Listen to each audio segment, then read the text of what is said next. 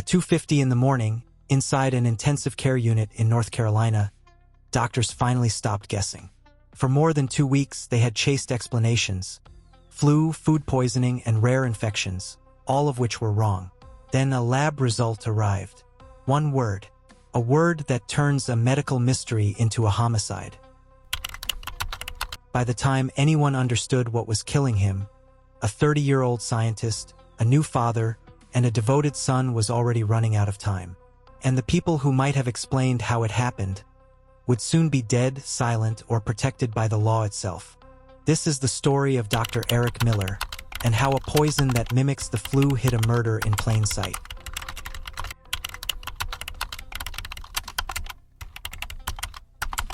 Raleigh, North Carolina, in the year 2000, was not a place people associated with murder. It was a city of universities, research labs, and quiet neighborhoods. A place where young professionals came to build careers and families. That's exactly why Eric Miller was there. Eric Miller grew up in Indiana, in what his family would later describe as an ordinary, steady childhood. Church on Sundays, school during the week, family dinners. Nothing dramatic, nothing unstable. But from an early age, Eric had something that defined him: patience. The kind of patience that science demands. At Purdue University, he studied biology and chemistry. He didn't just pass classes, he immersed himself. Lab hours stretched late. Research notes piled up. By 1999, he had earned a PhD in biochemistry. For Eric, science wasn't about prestige. It was about impact. That belief carried him to the University of North Carolina, where he began postdoctoral work in pediatric AIDS research, work aimed at helping children live longer, healthier lives. Friends described him as focused, gentle, and methodical. Not reckless, not impulsive. The kind of man who planned for the future because he expected to be alive to see it. At UNC, Eric met another scientist, ambitious and intelligent, working in pharmaceutical chemistry. From the outside, they looked like a perfect match. Two scientists, two careers on the rise. A shared understanding of labs, protocols, and research life. They married. They moved forward. And on January 17, 2000, their daughter Claire Elise Miller was born. For Eric's parents, this was the moment they saw their son fully step into adulthood. Not just as a researcher, but as a father. 10 months later, he would be dead. Wednesday, November 15, 2000. It was supposed to be forgettable. A casual night out at a bowling alley in Raleigh. Eric joined several of Anne's co-workers, people he trusted by association, people from the same professional world. Among them was a man named Darrell Willard. At some point during the night, Eric drank from a cup of beer that Willard handed to him. He didn't finish it. He told others the beer tasted off. Bad. Funny. By the next day, Eric Miller was in the hospital. On November 16th, Eric was admitted to Rex Hospital. Doctors saw severe gastrointestinal distress, vomiting, weakness, symptoms that looked like food poisoning or a vicious flu. No one said poison, because arsenic doesn't announce itself.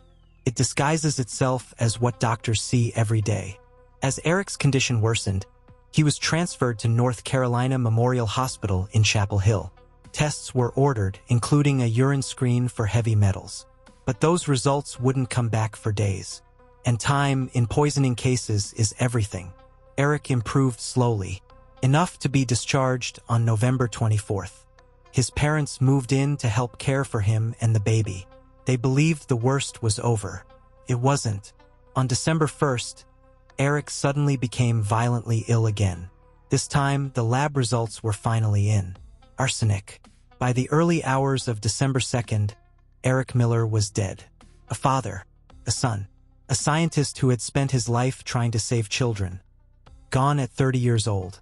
And now, the question was unavoidable. Who poisoned him? When Eric Miller died on December 2nd, 2000, the doctor's role ended, and law enforcement stepped in. At first, this didn't feel like a murder case. There was no weapon, no break-in, and no visible violence. Just a body that had been poisoned so quietly that even trained physicians missed it at first. But arsenic changes everything. Medical experts later emphasized that the level of arsenic found in Eric's body was far beyond accidental exposure. Not contaminated water, not lab residue, not a mistake. Someone had given it to him, and not just once. Detectives laid out the days on a calendar. November 15th, bowling night. The beer tasted funny. November 16th, sudden hospitalization. Late November, partial recovery at home. December 1st, violent relapse. December 2nd, death. To investigators, this pattern suggested multiple exposures.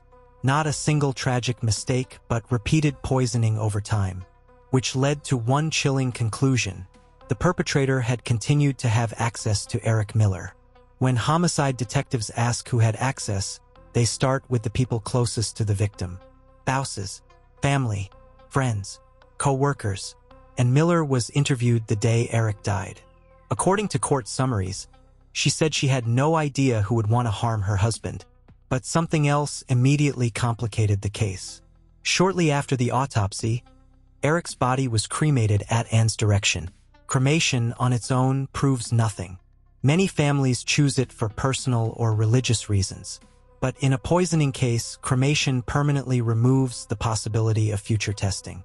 For investigators, it wasn't proof, but it was another door closing. Detectives began interviewing everyone who had been at the bowling alley. Everyone except one person, Daryl Willard. According to court records, police were unable to interview him during those early days, and that absence mattered. Because as detectives kept digging, the case took a sharp turn. As investigators subpoenaed phone records and examined computers, they uncovered something that redefined the entire case. And Miller and Daryl Willard were having an affair. Not a brief emotional connection. Not a handful of messages. Hundreds of minutes of phone calls. A spike in communication right before and after the bowling night. Numerous emails were exchanged privately. To detectives, this wasn't just evidence of infidelity. It was evidence of coordination. Two people whose lives overlapped in critical ways. Both worked in scientific environments. Both had access to chemicals. Both had proximity to Eric during the timeline of poisoning. Investigators are now focused on a key question: who had access to arsenic? Eric's workplace was examined first. Despite working in research, no arsenic compounds were found in his lab. That ruled out accidental exposure through his own work. Attention shifted to Anne's workplace. Reports indicated arsenic residue was discovered in her office at GlaxoSmithKline, a pharmaceutical company where toxic substances were handled under strict protocols. This didn't prove murder, but it did establish something critical. Access was possible. And in poisoning cases, access is everything. Poison doesn't need force. It needs trust. Investigators understood something chillingly simple. The easiest way to poison someone is through something they willingly consume: food, drink, medication. Or something administered when they are already vulnerable. Hospital visits, private moments, trusted hands. The theory was forming, but before detectives could confront one of their key figures, the case took its darkest turn yet. After Eric's death, Daryl Willard sought legal counsel. He met with criminal defense attorney Richard Gammon. According to later court summaries, Willard was advised that he could potentially face serious criminal charges. Then, just days later, Daryl Willard died by suicide.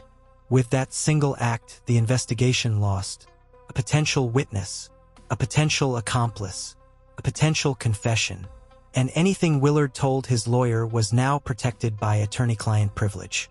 Even in death, this case is often told as a triangle: Eric and Willard, but two families were living with the aftermath. Eric's parents lost their son, a newborn child lost her father, and Daryl Willard's wife lost her husband. Suddenly, violently, and under the shadow of suspicion, two little girls would grow up without their fathers. As one investigator later put it, two men dead, two fatherless daughters, families torn apart. With Willard gone, prosecutors faced a nightmare scenario. They believed they were close to the truth, but the truth was locked behind a legal barrier: attorney-client privilege. a rule designed to protect justice now protecting silence. And for nearly 2 years, that silence held, until prosecutors decided to challenge the law itself. By early 2002, investigators believed they understood what happened to Eric Miller. They believed they understood how. But the case was still missing something essential. A voice from inside the conspiracy. Darrell Willard was dead. And whatever he told his attorney was sealed behind attorney-client privilege, one of the strongest protections in the American legal system. Prosecutors now faced a question that went far beyond this case. Does a secret stay protected even when it may explain a murder? In February 2002, the state of North Carolina took an extraordinary step. They petitioned the court to allow a judge, privately, to review what Willard told his lawyer. Not to publish it, not to share it with the media, not even to give it directly to the police. Just to let a judge decide whether any part of those conversations fell outside privilege. The case climbed all the way to the North Carolina Supreme Court. At its heart was a rare and uncomfortable legal tension, the need for truth in a homicide versus the need for confidentiality between lawyers and clients. In August 2003, the court ruled, attorney-client privilege does survive death. But, and this mattered, not everything a client says is automatically privileged forever. If a communication concerns a third party and does not legally harm the client, a judge may review it in camera, privately, and decide what can be disclosed. This wasn't a loophole. It was a scalpel. And once that door cracked open, the case changed direction. After the court's ruling, reporting and case summaries describe a pivotal disclosure. According to investigators, Willard told his attorney that and admitted to injecting a substance into Eric's IV during a hospital visit. This allegation was never tested in a public trial. And that matters, because Miller would never take the stand. But to prosecutors, this statement fit the timeline in a way nothing else had. Eric's relapse, his final hospitalization, the second wave of poisoning. It explained how arsenic could enter his body even after doctors began monitoring him. It explained why recovery was followed by sudden collapse. And it explained something else that haunted Eric's parents. Why did their son die in a place meant to save him? In September 2004, nearly 4 years after Eric's death, a grand jury indicted Miller. By that time, she had remarried and moved to Wilmington. To the public, the case seemed to reappear out of nowhere. But for Eric's family, it had never gone away. Every birthday Claire celebrated, every holiday Eric missed, every reminder of a future that vanished in 17 days.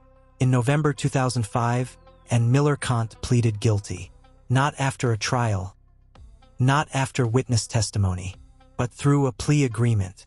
She pleaded guilty to second-degree murder, conspiracy to commit first-degree murder.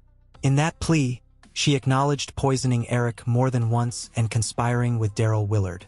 She was sentenced to 25 to 31.5 years in prison. Justice, legally speaking, was served. But emotionally, the hardest question remained unanswered. Many people ask why this wasn't first-degree murder alone. The answer is simple and unsatisfying.